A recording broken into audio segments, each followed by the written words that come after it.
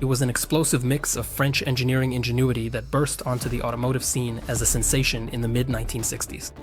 Journalists from many leading automotive publications wore their fingers out trying to describe the revolutionary and unusual design of this creation by the French company Berliet, with its equally extraordinary name, Stradair, a combination of two words, the Italian strada meaning road and the French earth meaning air. This light commercial truck combined extravagant, original design with revolutionary technical solutions. Behind this, at first glance, awkward appearance were previously unattainable standards of comfort, which involuntarily made drivers forget that they were actually behind the wheel of a truck and not some passenger car. What technical solutions used in the Stradair attracted the attention of the entire automotive world? What goal did the Berliet company set for themselves when creating this original model?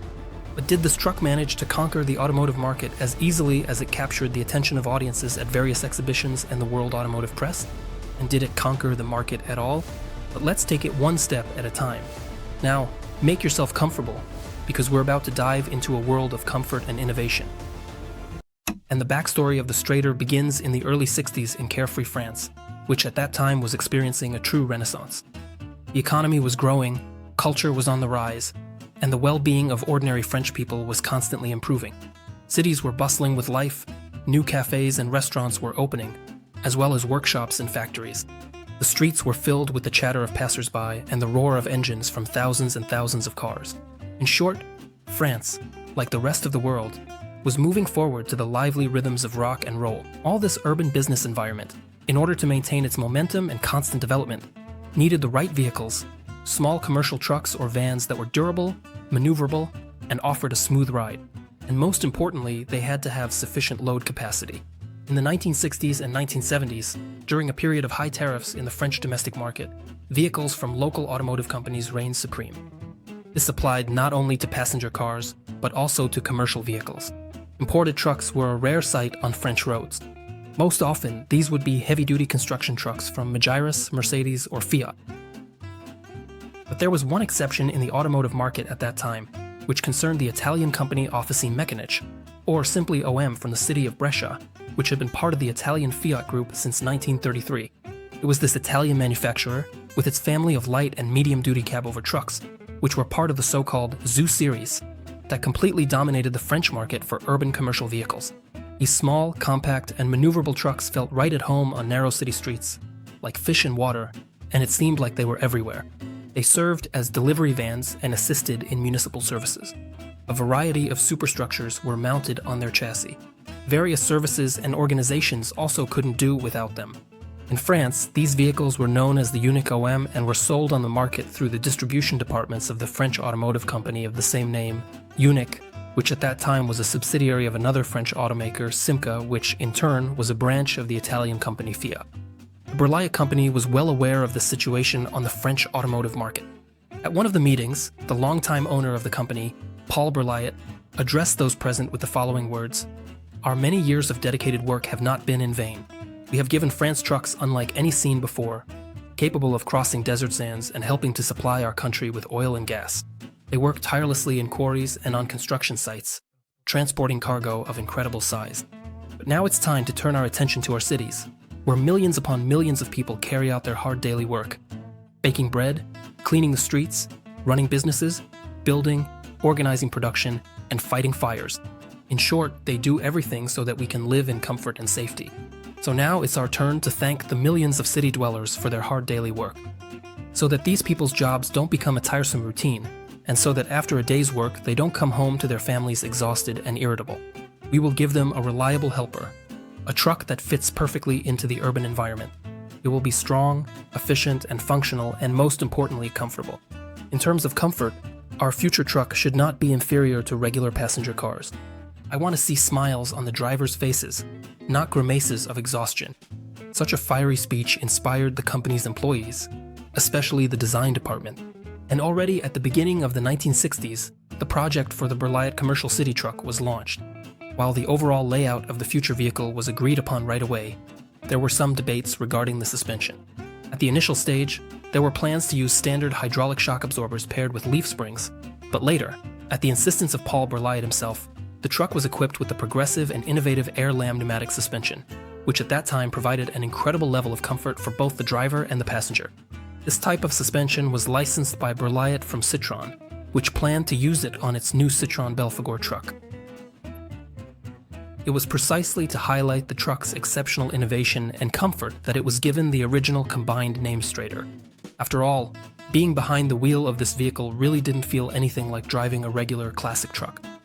Even during the construction stage, it became clear that the typical cab-over engine layout used in commercial trucks of that era didn't quite align with Berliet's plans to produce primarily comfortable trucks. In this kind of cab-over design, a large part of the cabin would be taken up by the engine, thereby reducing the space available for the driver and passenger. Besides that, this engine placement was a source of excessive noise and heat. Such drawbacks could have completely ruined the whole concept of a comfortable truck, something that even the softest suspension in the world couldn't have saved.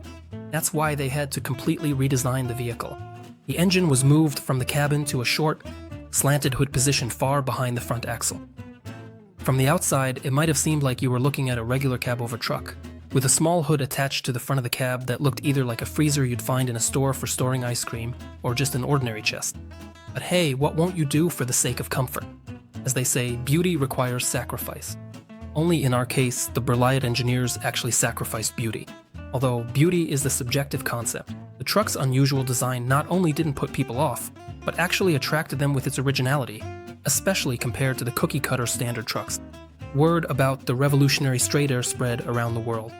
Automotive reviewers, the press, television, and car shows all helped with that. Even during the development stage, Berliet received about 1,500 pre-orders from customers. It seemed like the truck was destined for wild success on the market, and there were good reasons for that.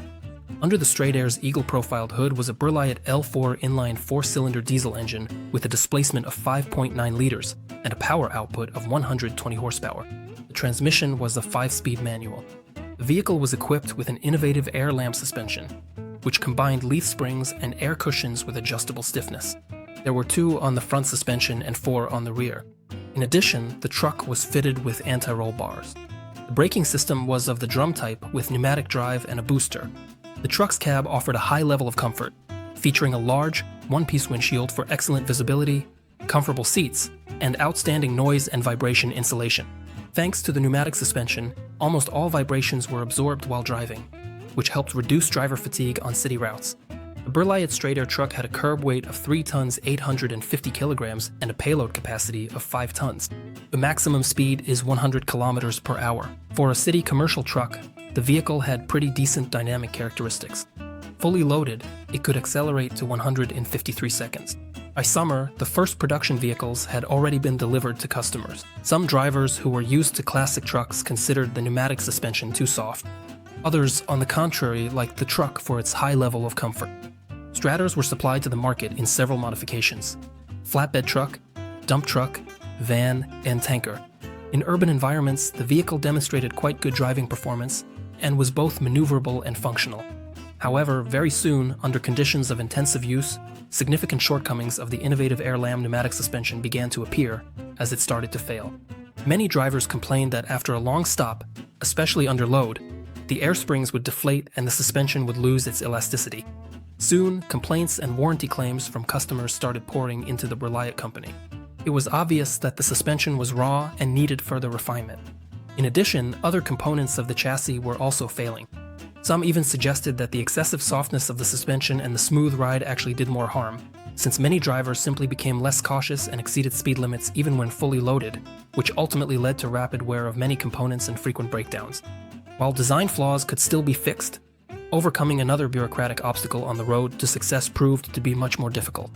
In many French cities during the 60s, there were strict regulations regarding the area occupied by trucks. For example, in Paris, to access the central districts, a truck could occupy no more than 9 square meters, while the Berliet Stradair took up as much as 11. That's the irony of fate for you. This extravagant, original hood, which made the truck more comfortable, actually became the main obstacle that prevented the Berliet truck from competing successfully with the cab-over models of the Italian company OM in French cities. By the late 60s, the once promising truck that was supposed to replace the outdated GAK and GBK models due to their technical shortcomings and non-compliance with size regulations had completely ruined its own reputation. So, in 1970, the management of Berliet, which had become part of Citroën in 1967, decided to discontinue further production of the Stradair. In total, about 3,000 trucks were produced from 1965 to 1970. Despite the setback, this brief period still remains one of the brightest chapters in the history of the renowned French automaker, a period that became famous not for power and gigantism, but for its airy lightness and comfort.